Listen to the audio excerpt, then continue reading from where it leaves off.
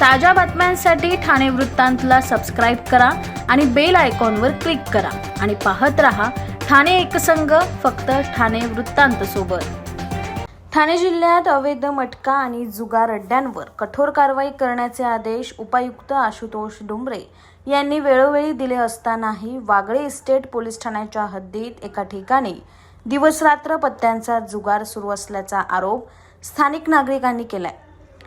त्यांच्या म्हणण्यानुसार परिमंडळ 5 अंतर्गत वागळे पोलीस ठाण्याच्या हद्दीत नितीन कंपनी जंक्शनकडे जाणाऱ्या रस्त्यावर समतानगरच्या डाव्या बाजूच्या उतारावर कृष्णा पूजा भंडार दुकानाच्या पुढे असलेल्या पिवळ्या रंगाच्या खोलीमध्ये खुलेआम पत्त्याचा जुगार सुरू असतो।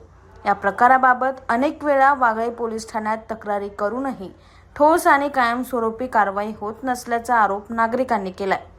पावसाळी अधिवेशनाच्या पार्श्वभूमीवर पोलीस अधिकाऱ्यांच्या बदल्या झाल्यानंतरही या अवैध व्यवसायावर प्रभावी कारवाई झालेली नसल्याचे स्थानिकांचे म्हणणे आहे।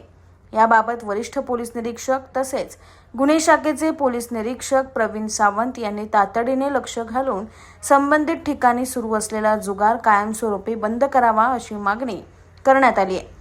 स्थानिकांच्या म्हणण्यानुसार कारवाई झाल्यानंतर काही दिवस परिस्थिती शांत राहते, मात्र त्यानंतर पुन्हा त्याच ठिकाणी जुगार सुरू होत असल्याने पोलीस कारवाईच्या प्रभावीतेवर प्रश्नचिन्ह निर्माण होत आहे।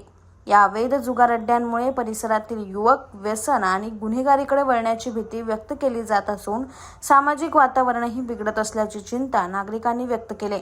त्यामुळे संबंधित ठिकाणची सखोल चौकशी करून जबाबदारांवर कठोर कारवाई करावी आणि अवैध जुगार व्यवसायावर कायमस्वरूपी आळा घालण्यासाठी विशेष मोहीम राबवावी अशी मागणी स्थानिक नागरिकांकडून करण्यात आली आहे।